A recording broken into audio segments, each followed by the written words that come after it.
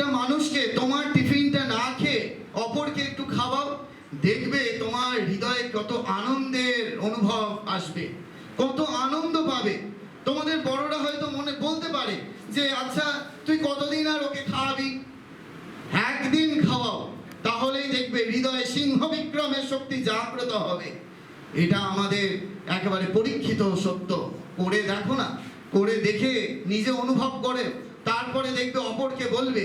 স্বামী বিবেকানন্দ বলছেন, আমি সেই দেবতার পূজারী, মানুষ যাকে ভ্রান্তবশত, তোমরা যাকে ভ্রান্তবশত মানুষ বলে থাকো, আমি সেই দেবতার পূজারী। স্বামী বিবেকানন্দ সেই জ্যান্ত দেবতার পূজা করতে চেয়েছেন, জ্যান্ত ভগবানের পূজা করতে চেয়েছেন। যে ভগবানের খিদে পায় তিনি খেতে চায়, যে ভগবানের কষ্ট হয় চোখ দিয়ে জল পড়ে। দুর্ভাগ্যের বিষয়, আমরা এমন স্বার্থপর হয়ে গেছি যে আমাদের অপরের কষ্ট দেখে আমাদের চোখের পাতাটা ভেজে না। এটা হচ্ছে আমাদের সব থেকে দুঃখের বিষয়। আমরা যতক্ষণ না অপরের কষ্ট দেখে আমাদের চোখের পাতাটা ভেজাতে পারবো। এই যে তোমাদের দাদা বক্তৃতা দিল, তোমাদের স্কুলের প্রাক্তন ছাত্র সৌম্য, ওকে আমরা কাছ থেকে দেখেছি। ও কলকাতায় থাকে, সেখানেও সেবা কাজ ছাড়া থাকতে পারে না। তো শুধু মুর্শিদাবাদের গল্প শোনালো এখানে। ও কলকাতাতে করুণাময়ী বাস স্ট্যান্ড, সেখানে সল্টলেক নাম শুনেছ হয়তো তোমরা, সেখানে স্ট্রিট চাইল্ডদের নিয়ে একটি কোচিং সেন্টার খুলেছে। এগুলো জানা প্রয়োজন। এই যে তোমাদেরই মধ্যে মহারাজজি নিশ্চয়ই বলবেন, আমি মহারাজের কথাই তো সব জায়গায় বলি, তো আরেকটা কথা মহারাজের বলি, তোমরা বলো দেখি। ক্ষুদ্র মোরা তুচ্ছ নহে, বুঝিয়ে দিতে তাই বিশ্বপতি মুক্তাগুলি ক্ষুদ্র গড়েন ভাই। ভগবান দেখো মুক্তাগুলিকে তৈরি করেছেন কত ছোট, কিন্তু তার মূল্য কত বেশি। ঠিক সেরকম আমরা নিজেদেরকে ছোট মনে করছি, ক্ষুদ্র মনে করছি, অল্প বয়স মনে করছি, কিন্তু আমাদের ভেতর সেই অনন্ত শক্তি রয়েছে। ক্ষুদ্র মোরা, ক্ষুদ্র হতে পারি কিন্তু তুচ্ছ নহে। এইটা আমাদের বারবার করে মনে রাখতে হবে। স্বামী বিবেকানন্দ সেই জন্য বলছেন আমাদের নচিকেতার মতো হতে হবে। নচিকেতার চরিত্রের কথা হয়তো তোমরা শোনোনি, সেই কঠোপনিষদের বিখ্যাত চরিত্র নচিকেতা, তিনি কি করছেন না, তার মতো হতে বলছেন। কেন না, আত্মশ্রদ্ধা, নিজেদের প্রতি শ্রদ্ধা জাগ্রত করতে হবে। আমরা যে যে যাই করি না কেন, আমরা হয়তো ভালো গান গাইতে পারি, কেউ হয়তো ভালো খেলাধুলা করতে পারি, কেউ ভালো আঁকতে পারি। যার যেদিকে মনোযোগ আছে সে সেই জায়গা থেকে যদি বিবেকানন্দকে ধরো, তাহলে বলবো যে তোমরা তোমাদের সেই লক্ষ্যে উন্নতির চরম শিখরে পৌঁছে যাবে। কয়েকটা দৃষ্টান্ত বলে আমার বক্তৃতা শেষ করব। প্রথম বলি, এখানে যেহেতু গান দিয়ে শুরু হলো, এই এত সুন্দর স্বামী বিবেকানন্দের গান গাওয়া হলো, সেই স্বামী বিবেকানন্দ কিরকম গান গাইতেন এবং গান সম্বন্ধে বিবেকানন্দের মতামত, এটা একটু শোনান। স্বামী বিবেকানন্দ তখন 18-19 বছর বয়স, ব্রাহ্ম সমাজে যেতেন, সেখানে গিয়ে গান গাইতেন। এবং সেইখানে রবীন্দ্রনাথ ঠাকুরের পিতা মহর্ষি দেবেন্দ্রনাথ ঠাকুর বলতেন, যেদিন ব্রাহ্ম সমাজের আসরে নরেন আসে না, সেই দিন আমাদের আসরটা জমে না। গিরিশচন্দ্র ঘোষ বলেছিলেন যে মনো চলো নিজ নিকেতনে তো অনেকেই গায়, কিন্তু নরেন যখন গায় তখন সত্য সত্যই ওর মন নিজ নিকেতনেই চলে যায়। সেই জন্যই সেই গান শুনে স্বয়ং শ্রীরামকৃষ্ণ দেবের সমাধি লাভ হয়েছিল। এটা তো বিবেকানন্দের গানের পারফরমেন্স। গান সম্বন্ধে কি বললেন সেটা শোনাই। এই বিবেকানন্দ বলছেন যে ভবিষ্যতে ভারতের সঙ্গীতটা কেমন হবে, সেই প্রসঙ্গে বলতে গিয়ে স্বামী বিবেকানন্দ বললেন যে আমাদের কীর্তনের ভাবভক্তিটা নিতে হবে, আর গ্রামারটা নিতে হবে ধ্রুপদ থেকে। এই দুয়ের সংমিশ্রণকে ঘটাতে হবে, যে সঙ্গীত এইভাবে রচনা করতে হবে ভারতবর্ষের ভবিষ্যতের সঙ্গীত। সেইটি শুধু তিনি মুখে বললেন নয়, নিজে রচনা করলেন, সুরারোপ করলেন, গেয়ে দেখিয়ে দিলেন। খণ্ডন ভব বন্ধন জগবন্দন বন্দিত মান, বেলুর মাঠের আরাত্রিক ভজন স্বামী বিবেকানন্দ করে দেখাচ্ছেন। আর একটা ঘটনা বললে তোমরা তো একেবারে শিউরে উঠবে। তখন স্বামী বিবেকানন্দ এত ফেমাস হননি, বিদেশে যাননি, পরিব্রাজক ভিখারি সন্ন্যাসী। তখন মহীশূরের রাজসভায় রয়েছেন স্বামী বিবেকানন্দ। মহীশূরের রাজার কাছে ফ্রান্স থেকে একজন বিরাট সঙ্গীতজ্ঞ এসেছেন। সেই সঙ্গীতজ্ঞের সঙ্গে স্বামী বিবেকানন্দ কথা বলছেন, ভবিষ্যতের পৃথিবীর সঙ্গীতটা, এটা তো ভারতবর্ষের সঙ্গীতের কথা বলা হলো, এবার স্বামী বিবেকানন্দ বললেন পৃথিবীর সঙ্গীত কেমন হবে। সেইটা বলতে গিয়ে বলছেন যে আমাদের ওয়েস্টার্ন মিউজিক থেকে ওই কনসার্টটা নিতে হবে, আর ভারতের ধ্রুপদের গ্রামারটা নিতে হবে, এই দুয়ের হারমোনি ঘটাতে হবে, এই দুই মিলে আমাদের পৃথিবীর ভবিষ্যতের সঙ্গীত রচনা হবে। মহীশূরের রাজা তো দেখছে অবাক, বাবা এর জানতাম ভিখারি সন্ন্যাসী, পাণ্ডিত্য আছে জানতাম, কিন্তু সঙ্গীত সম্বন্ধে এত জ্ঞান এটা জানা ছিল না।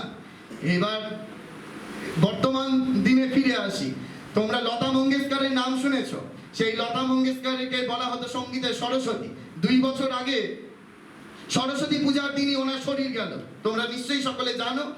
তার জীবনের ঘটনা বলি, তোমরা গুগলে সার্চ করলে তো এখন ওনার শরীর যাওয়ার পর হয়তো অনেকেই জানো ঘটনাটি। তিনি যখন ছোটবেলায় সঙ্গীত সাধনা করতে শুরু করলেন, সঙ্গীতের রেওয়াজ করতে শুরু করলেন, তিনি একটি সরস্বতী মূর্তির সামনে বসে সঙ্গীত সাধনা করতেন। কিন্তু তার পিতা তাকে বলেছিলেন যে দেখো, তুমি কেবল সরস্বতী মূর্তির সামনে বসে সঙ্গীত সাধনা করলে তুমি সঙ্গীত রাজ্যের চরম শিখরে পৌঁছাতে পারবে না, বলে বিবেকানন্দের একটা আবক্ষ ছবি, বিরাট আবক্ষ ছবি, সেটি তাকে গিফট করলেন তার পিতা। সেই আজীবন এবং তার মৃত্যুর আগে, হসপিটালে ভর্তি হওয়ার আগে পর্যন্ত রিপোর্ট এই কথাই বলছে যে তিনি ওই ছবির সামনে দাঁড়িয়ে আয়রন করতেন কোনো জামা, আর ওইখানে দাঁড়িয়ে দাঁড়িয়ে রেওয়াজ করতে। তার গলায় ওই একটাই লকেট ঝুলতো, সেটা স্বামী বিবেকানন্দের। বিবেকানন্দকে ধরলে এইরূপ হয়। আর লতা মঙ্গেশকর তো একটু পুরনো দিনের হয়ে গেল, তোমাদের আধুনিক দিনের জন্য বলছি, অরিজিৎ সিং, তোমরা তো নিশ্চয়ই তার গানে একেবারে মাতোয়ারা।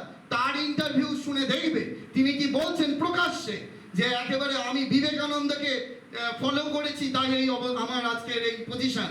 আর কিরকম নিরহংকার ভাব তার, এইগুলো জানা প্রয়োজন। তবেই তো আমরা বিবেকানন্দকে কেন জানবো, এটা তো বুঝতে শিখবো। এটা তো গেল বিবেকানন্দের অসাধারণ সঙ্গীতের পরিচয়। বিবেকানন্দ দারুণ অভিনয় করতেন, রবীন্দ্রনাথ ঠাকুরের সঙ্গে অভিনয় করেছেন ব্রাহ্ম সমাজে।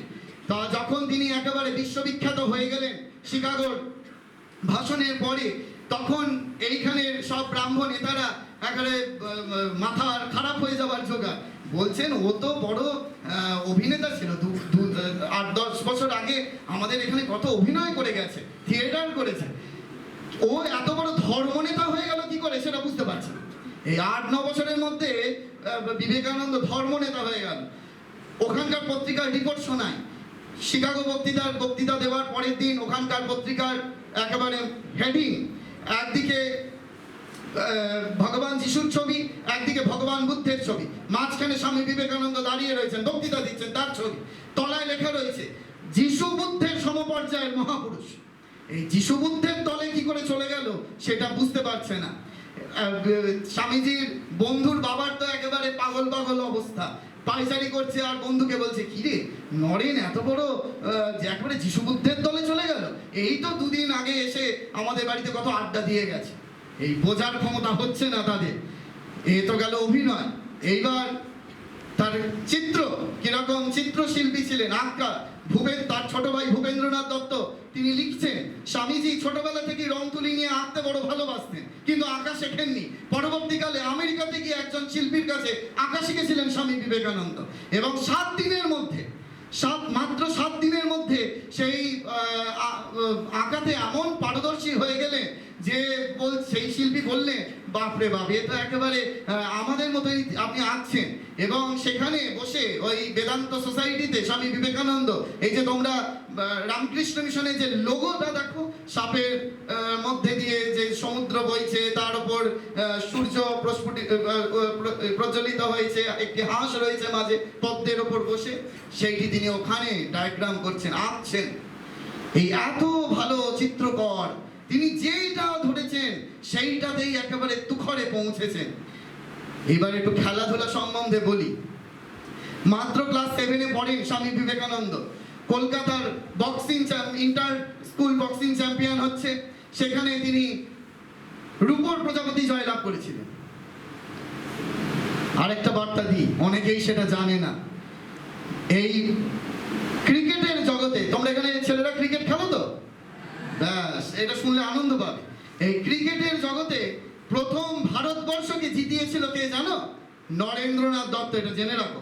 তখন পরাধীন ভারত, তখন কলকাতার একটি ক্লাবের সঙ্গে ইংল্যান্ডের এনসিসি ক্লাবের খেলা হতো। প্রতিবার এই খেলা নিয়ে বিরাট উন্মাদনা, আর প্রতি বছর এই কলকাতার ক্লাব হেরে যেত। তা একবার ওই নেট প্র্যাকটিস হচ্ছে, তখন ইডেনে নরেন্দ্রনাথ গেছেন সেই খেলা দেখতে। যখন খেলা ওই প্র্যাকটিস চলছে, বলটা নরেন্দ্রনাথের পায়ের কাছে চলে এসছে। যেই পায়ের কাছে চলে এসছে, কোচ তখন বলছে, এই বলটা একটু ছড়ো তো। তা বলটা এমন ছুঁড়েছে সোজা উইকেটে। বলছে, তোমার দারুণ এম, তুমি নিশ্চয়ই অনেকদিন ধরে ক্রিকেট প্র্যাকটিস করো। বলছে, তাহলে শুনবে না, আমি এই ফুটবল খেলি, জীবনে এই প্রথম ক্রিকেটের বল হাতে নিলাম। তখন কোচ বলছে, আচ্ছা তুমি কি ক্রিকেট খেলতে চাও? স্বামী বিবেকানন্দের কোনো কিছুতে না নেই, বলছেন হ্যাঁ খেলবো। এই জন্য রবীন্দ্রনাথ ঠাকুর বলেছিলেন, in him everything was positive, nothing negative. কোনো কিছুতে তার না নেই, বললেন খেলবো। ব্যাস এই এক সপ্তাহের মধ্যে যেমন তার বোলিং, তেমনি ব্যাটিং, তেমনি ফিল্ডে। তখন কোচ ধারণা করতে পারলেন যে এইবার আমরা ইংল্যান্ডের ক্লাবকে আহ্বান করতে পারি, আমরা বোধহয় জিতবার সম্ভাবনা রয়েছে। তা ইংল্যান্ডের ক্লাবকে আহ্বান করা হলো। যেই দিন খেলতে নামবেন স্বামী বিবেকানন্দ, তার আগের দিন মনঃসংযোগ প্র্যাকটিস করছেন, ধ্যান করছেন কি করে খেলবেন। এই একাগ্রতা নিয়ে অনেক ঘটনা আছে, সেগুলো তোমরা বই পড়ে জানতে পারবে। তা সেই একাগ্রতার প্র্যাকটিস করছেন, কারণ বিবেকানন্দ বলেছিলেন, আমায় যদি পুনরায় ছাত্র হতে হয়, আমি এই ফিজিক্স, কেমিস্ট্রি, বায়োলজি, ম্যাথামেটিক্স নিয়ে ভাববো না, আমি একটি বিষয় নিয়ে ভাববো, সেটা হলো কনসেন্ট্রেশন। তো যাই হোক, তারপরে আমি একদম রান উইকেট সেগুলো শুনিয়ে দিই তোমাদের, যে বিবেকানন্দ ওই পরের দিন খেলতে নামলেন, 34 রানে 6 উইকেট নিলেন, 72 রানে নট আউট। এই প্রথম ভারতবর্ষ জিতলো। আর এইটাকে লিখেছিল বলি তৎকালীন সময়ে রিপোর্টার, ক্রীড়া সাংবাদিক শঙ্করী প্রসাদ বসু, কলকাতা ইউনিভার্সিটির অধ্যাপনা করতেন। তিনি তো বিবেকানন্দের ভীষণ গবেষক। তিনি পরবর্তীকালে লিখছেন যে বিবেকানন্দের এই দিকটির পরিচয় যখন পাওয়া গেল, এটা দেখে আমি মুগ্ধ হয়ে গেলাম। ইংল্যান্ডকে পরবর্তীকালেও তিনি হারিয়েছেন, তবে লাল বল দিয়ে নয়, গেরুয়া বসন পরে। যখন লন্ডনে বক্তৃতা রাখছেন, এই আঙুল দেখে দেখিয়ে বিবেকানন্দ বলেছিলেন, এই যে তোমরা বড় বড় অট্টালিকা করেছো, সেই অট্টালিকা কার পয়সায় করেছো? ভারতবাসীর গরিব মানুষদের রক্ত শোষণ করে। যেই এই কথা বলেছেন, সিস্টার নিবেদিতা তখন স্বামীজিকে ডেকে বললেন যে, স্বামীজি আপনি এসব কি বলছেন? যে আপনি ধর্ম কথা বলুন, ধর্ম প্রচার করুন, এইসব আপনি বললে কি হয়েছে জানেন? ব্রিটিশ পার্লামেন্ট থেকে আপনার বিরুদ্ধে স্পাই লাগিয়ে দেওয়া হয়েছে, যে আপনাকে বলছে যে ধর্মগুরু নয়, বিপ্লবী। বিবেকানন্দ বিপ্লবী তো বটে, বিপ্লবী শুধু নয়, বিপ্লবীদের গুরু। নেতাজি সুভাষচন্দ্র বোস কি বললেন শোনায়? নেতাজি সুভাষচন্দ্র বোস বললেন, আমি স্বাধীনতার পূর্ণ সংজ্ঞা পেয়েছি স্বামী বিবেকানন্দের কাছ থেকে। আর বিবেকানন্দের সেই তৎকালীন সময় নরমপন্থী থেকে চরমপন্থী, এইসব ইতিহাস তো আমাদের পড়ানো হয় না। দুঃখের বিষয় এগুলো, যে তৎকালীন সময়ে যত এই বিপ্লবীরা, তারা প্রত্যেকে তো বিবেকানন্দের রাজ্য এবং শ্রীমদ্ ভগবত গীতা তাদের পকেটে থাকতো। তারা নিজেকে আত্মা বলে ভাবতো। স্বামী বিবেকানন্দ তো তাই বলেছেন, ছাত্ররা যদি নিজেদেরকে আত্মা বলে ভাবে, তাহলে আরো বেশি করে মনঃসংযোগ তার বাড়বে। আরেকটা বলি, এসব বলে বলে মহারাজ আমার বোধহয় সময় হয়ে যাচ্ছে,